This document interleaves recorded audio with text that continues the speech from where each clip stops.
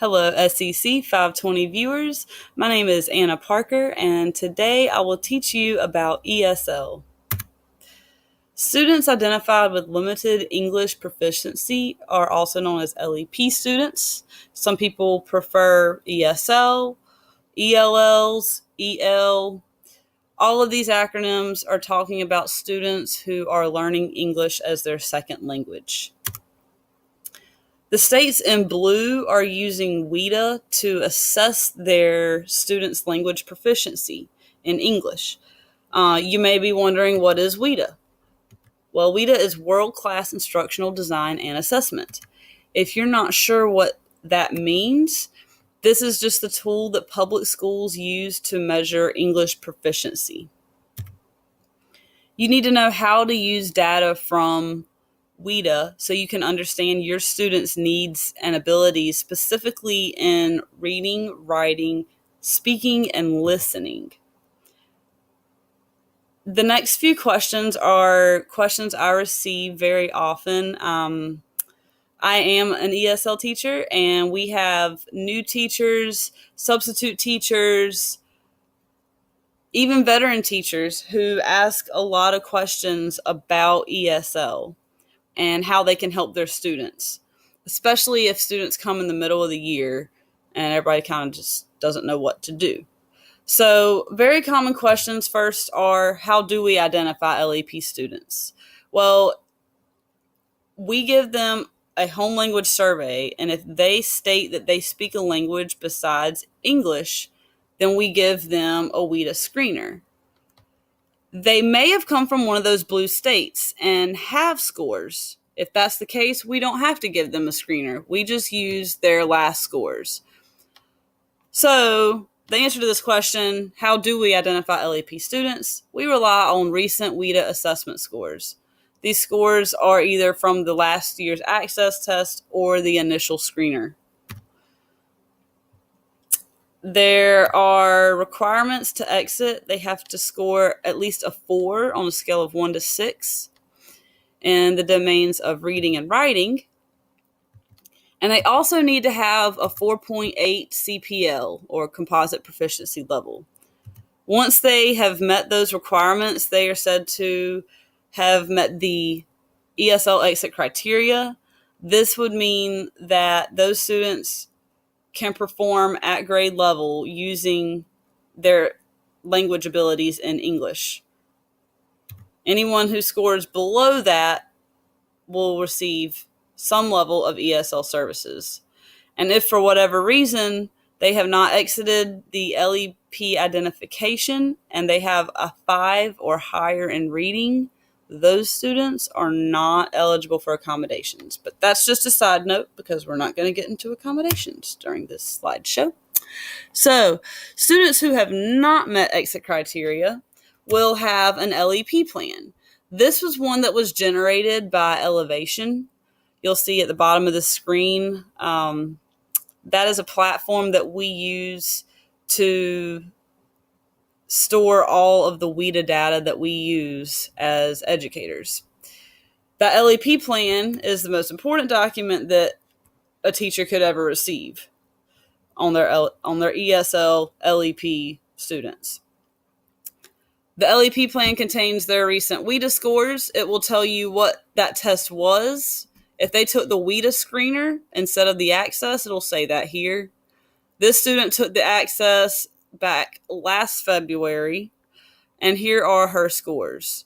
And it has a description here of the different ranges of proficiency. There'll also be a very nice can-do descriptor that is aligned with these scores so that you know exactly what your student's reading level or writing level is based on their WIDA scores. Second question, will I know if I have LEP students before the first day of school? The best answer I can tell you is that you should. If you don't know, definitely ask your principal, your ESL teacher, your data manager at your school, or guidance counselors. You either need to make a phone call, email them, or sit down and just talk face to face. You should know if you have LEP students. Here's a quick self-assessment that you can give yourself if you're a teacher who has LEP students. First question, do you have a list of your LEP students? Number 2 says, did you receive this list with additional LEP information at the beginning of the school year?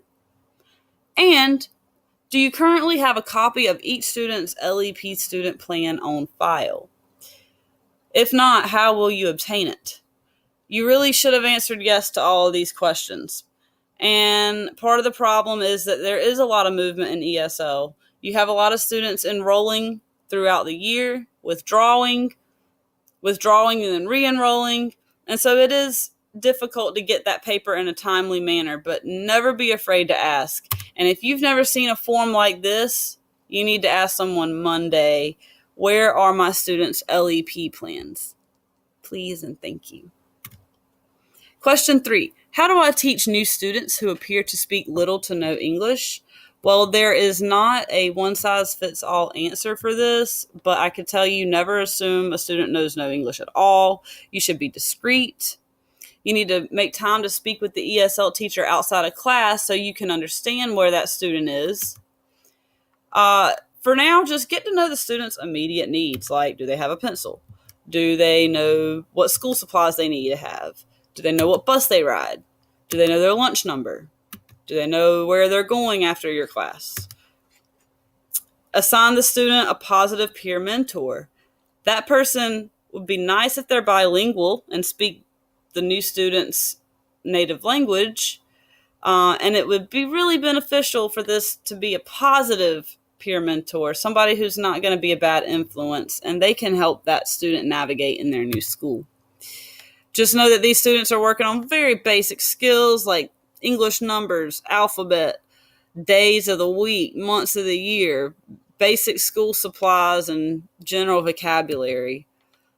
And make sure you speak directly to your student daily. Say good morning to them. Say, I like your shirt. Where were you yesterday? Why weren't you at school? Don't ignore them because you don't speak their language. You should acknowledge them the best you can, even if they just look at you and don't say anything back. That's okay. I like your shirt anyway.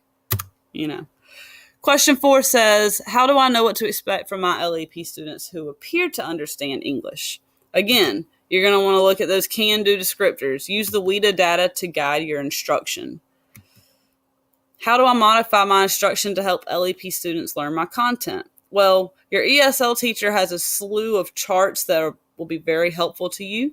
You may have already received some of them, but you may have in your class, let's see what I typed on here. When planning lessons, think about how each student's can-do descriptions applies to your content, and be sure to meet with the ESL teacher.